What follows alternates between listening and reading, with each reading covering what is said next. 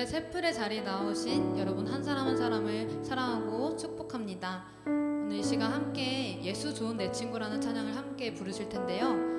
이 찬양의 가사가 여러분에게 큰 은혜가 있길 바랍니다. 함께 찬양하시겠습니다.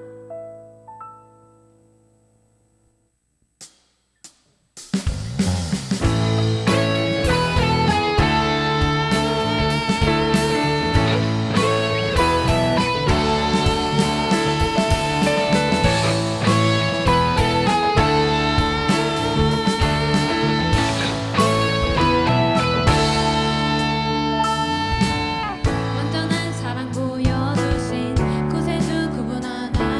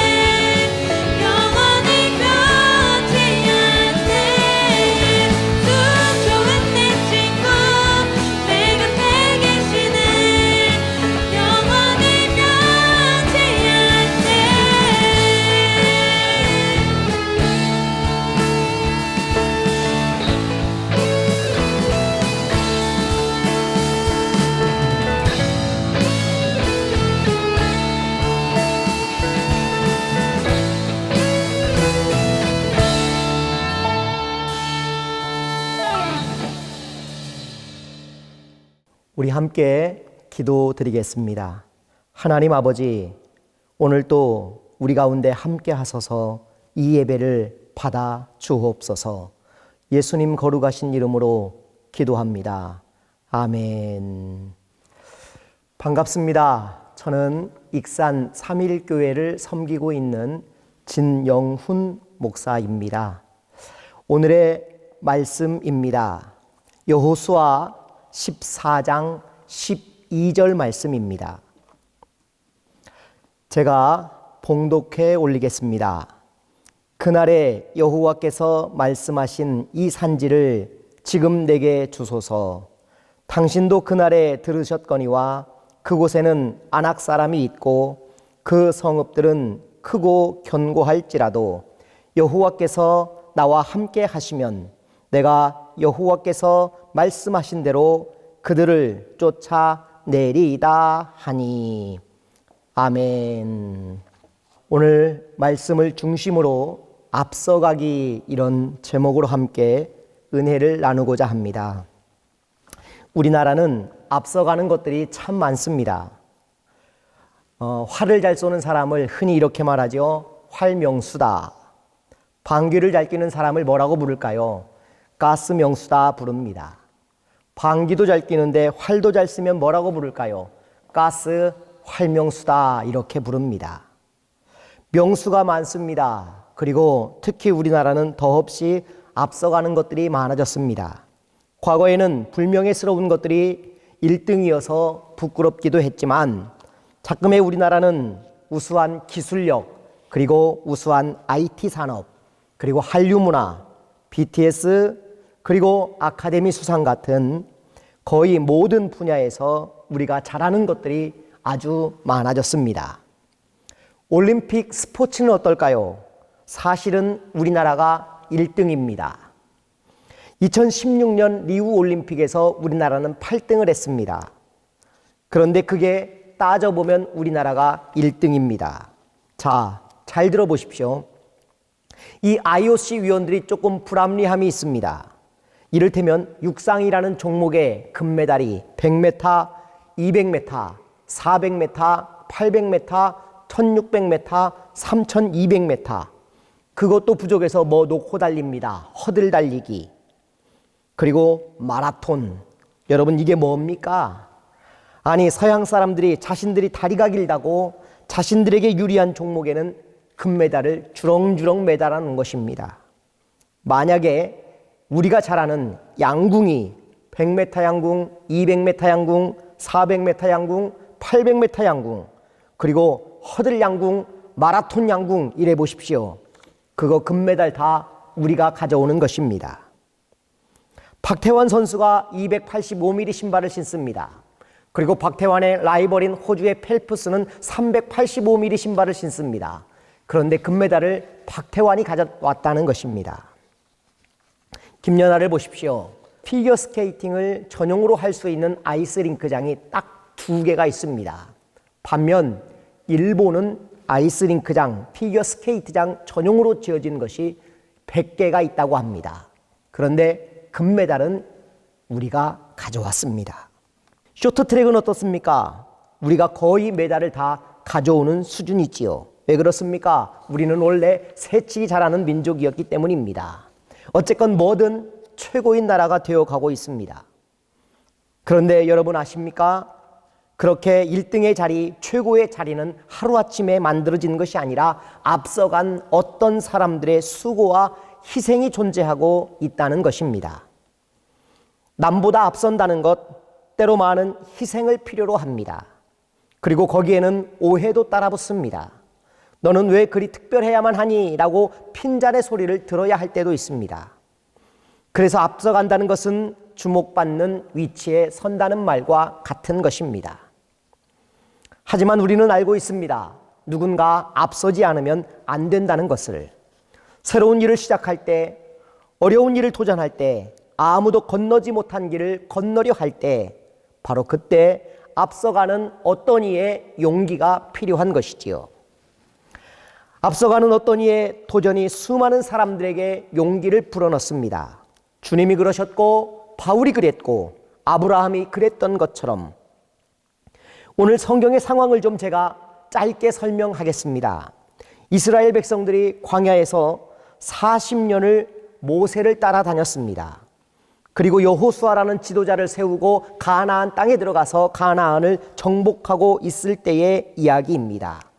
그런데 딱 한 지역만 정복해내지 못하고 있었습니다. 바로 헤브론입니다. 그런데 이 헤브론이 요새입니다. 아무나 나가서 싸우려 들지 않는 그런 아주 난공불락의 요새였던 것입니다. 당시 지도자였던 여호수아도 난감했을 것입니다. 그런데 놀랍게도 한 사람이 싸우겠다고 나선 것입니다. 그가 바로 갈렙입니다. 갈렙은 자기 욕심의 사람으로 살지 않았습니다. 역사는 그를 외면해 주지도 않았습니다. 세상에 거저 이루는 꿈은 없는 것이지요. 누군가의 헌신과 누군가의 끊임없는 도전들이 세상을 바꾸는 힘이 되는 것입니다. 아무도 앞서지 않을 때 누구보다 초조했던 것은 지도자 여호수아였을 것입니다. 하나님의 명령은 오래된 과거의 역사 속으로 점점 묻혀 들어가고 있을 때에 참다 못한 한 노인이 용기를 냅니다. 그 당시에 이스라엘의 가장 나이 많은 연장자는 바로 갈렙이었습니다. 그 노인이 내가 가겠노라고 말씀을 한 것입니다. 젊은이들도 많고 용사들도 있었을 텐데 서로 눈치 보며 포기한 지 꽤 오랜 시간이 지나가 버린 것입니다. 아무도 말하지 않습니다.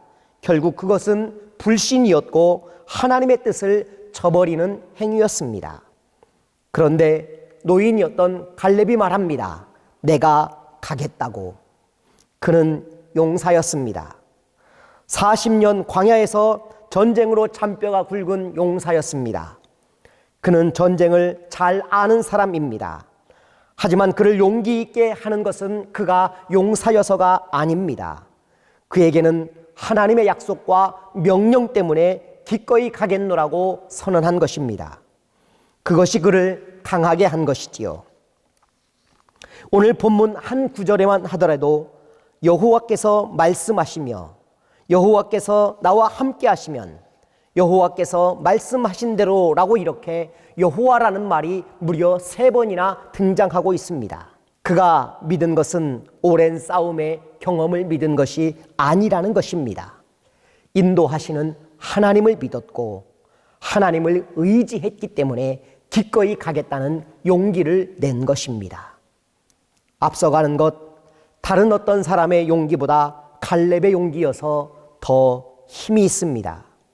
이제는 좀 편히 쉬어도 되련만 나이 들었으니 평안히 가족과 여생을 즐겨도 될 텐데 백전노장 갈렙이 나섰습니다. 얼마나 힘이 되겠습니까? 가장 나이 어르신이 나섰으니 얼마나 위로가 되겠습니까? 어르신이 나섰으니 젊은 사람들은 피할 길도 없습니다. 어쩌면 그 어느 때보다도 지금 이스라엘은 지금처럼 젊은이들에게 애국심이 살아나고 있는 시기는 없었을 듯 싶습니다. 그래서 앞서간다는 것은 많은 이들에게 희망입니다. 앞서간다는 것, 그것은 도전하는 것만으로도 감동이 되는 것입니다. 앞서가는 그 어떤 사람의 도전이 없었다면 지금 닦여 있는 길도 없을 것입니다. 앞서가는 어떤 사람의 희생이 없었다면 오늘 지금 내 눈앞에 펼쳐진 파란 잔디와 파란 하늘도 우리는 보지 못했을 것입니다. 한글의 위대함을 여러분 아시지요? 전 세계 모든 언어 가운데 가장 좋은 언어가 무엇이냐고 물어본다면 저는 기꺼이 한글이라고 말합니다. 누가 만들었습니까? 세종대왕이 만들었지요. 만든 사람이 분명한 언어, 전 세계 어떤 언어 가운데에도 유일하게 딱 한 언어가 바로 한글입니다. 영어를 누가 만들었습니까? 잉글리시가 만들었나요? 히라가나 가라가나를 히라가나 씨가 만들고 가라가나 씨가 만들었나요? 아닙니다. 누가 만들었는지도 모르는 언어들입니다. 그런데 한글을 보십시오. 얼마나 위대합니까? 영어 다 붙여 써보세요. 해석이 안 됩니다. 일본에서 문자 보내는 사람들의 핸드폰을 제가 본 적이 있습니다. 깜짝 놀랐습니다. 히라가나와 가라가나를 섞어서 보내는데요. 그 불편함이 이루 말할 수 없더라고요. 중국에 가서 선교사님들 컴퓨터 교육을 해본 적이 있습니다. 너무 어렵더라고요. 호자를 쓰고 싶으면 HO라는 영문을 칩니다. 자판이 영문으로 되어 있더라고요. HO를 치면 수많은 호가 쭉 뜹니다. 그 중에 15번이 내가 쓰고 싶은 호자다. 그러면 15 엔터를 쳐야만 글자 한자를 입력하는 참 답답함이 있었습니다. 한글은 그런 불편함이 전혀 없지 않습니까? 거기에다가 우리는 다 붙였어도 알아먹습니다. 그뿐입니까? 압축률이 세계 1위입니다. 수학 선생님 5글자도 우리는 2자면 됩니다. 수학쌤 이렇게 줄일 수가 있습니다. 너는 왜 그랬니? 그럴 수 있냐? 그냥 우리는 헐 한마디 하면 다 이해합니다. 누구 때문입니까? 세종대왕 때문입니다. 앞서간 그의 수고 때문입니다. 쓸데없는 짓 한다고 얼마나 많은 사람들이 손가락질을 하고 욕을 했을까요? 얼마나 주변의 대국들이 우습게 봤을까요? 그런데 견뎌낸 것입니다. 결국 집현전의 학자들과 세종대왕이 앞서가기에 성공한 것입니다. 일본의 일만엔 지폐에는 후쿠자와 유키치라는 분의 초상이 들어 있습니다. 그분은 일본에 나아갈 방향을 제시하고 훌륭한 교육 사업에 전념하신 분입니다. 그가 남긴 말입니다. 이 세상에서 가장 즐겁고 멋진 것은 일생을 바쳐 할 일이 있다는 것입니다. 이 세상에서 가장 존귀한 것은 남을 위해 봉사하고 그 보답을 바라지 않는 것입니다. 주옥같이 아름다운 그의 말을 요약하면 주변의 눈치나 보고 살피는 사람으로 파도처럼 왔다가 세상에 끌려가지 말고 남을 위해 일하는 사람으로 살자는 것입니다. 칼렙, 그가 바로 그런 사람이었습니다. 남을 위해 일하며 하나님을 위해 일했던 신실한 사람이었습니다. 그리고 그가 기도합니다. 하나님 앞에 간절히 기도합니다. 이 산지를 내게 주옵소서.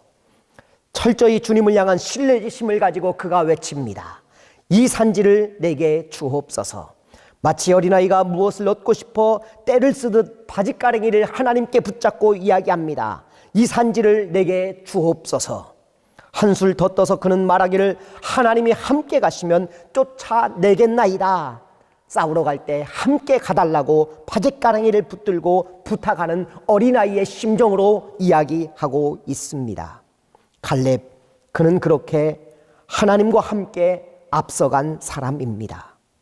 사랑하는 하구 여러분, 막연하게 다른 사람의 눈치나 보며 적당히 어떻게 되겠지라며 살고 싶습니까?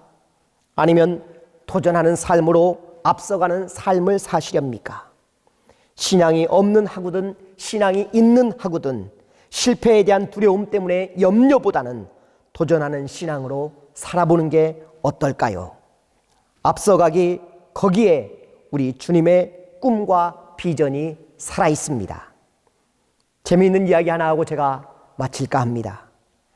여러분, 가위 눌린 사람이 가위 눌리지 않고 잠을 잘 수 있는 방법을 저는 정확하게 알고 있습니다. 잠을 잘 때 반드시 낮은 베개를 베고 잠을 자야 한다고 합니다. 그리고 또 따뜻한 물을 한 잔 마셔야 한답니다. 그리고 마지막 정말 중요한 것인데요. 잠을 잘 때 살포시 주먹을 쥐고 가슴에 손을 얹고 그리고 잠을 자라고 합니다. 그러면 절대 가위 눌리지 않는답니다. 왜냐하면 가위는 주먹을 이기지 못하기 때문입니다. 가위 눌리지 마십시오. 코로나로 가위 눌리지 마십시오. 여러분, 여전히 우리는 일할 수 있고 청년 취업이 어렵다고 대학 나와도 갈 곳이 없다고 난리지만 가위 눌리지 마십시오. 앞서가는 어떤 사람, 그런 사람은 여전히 쓰임 받는 것입니다. 저도 여러분도 도전하는 삶 여전히 이어갈 수 있기를 주의 이름으로 축원합니다. 기도드리겠습니다. 거룩하신 하나님, 우리에게 도전할 수 있는 용기를 주소서. 일할 수 있는 용기를 허락하소서. 하나님, 말씀처럼 백전노장, 하나님 노익장이 다 늙었지만 내가 가겠노라고 담대히 외치며 하나님을 향한 믿음을 가졌던 것처럼 오늘 우리도 하나님 신앙이 있든 없든 하나님 우리가 가지고 있는 어떤 신념을 가지고 믿음으로 나아가는 하나님의 거룩한 백성들이 모두 되게 하옵소서. 예수님 거룩하신 이름으로 기도합니다.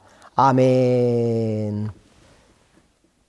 지금은 우리 주 예수 그리스도의 은혜와 아버지 하나님의 지극하신 사랑하심과 성령님의 감동감화 교통케 하신 은혜가 앞서가기 그 일로 도전하며 세상을 하나님 앞에 쓰임받고 도전받기를 간절히 원하는 모든 학우들 머리머리 위에 그리고 호서대학 위에 이제로부터 영원토록 함께 하시기를 간절히 축원하옵나이다. 아멘.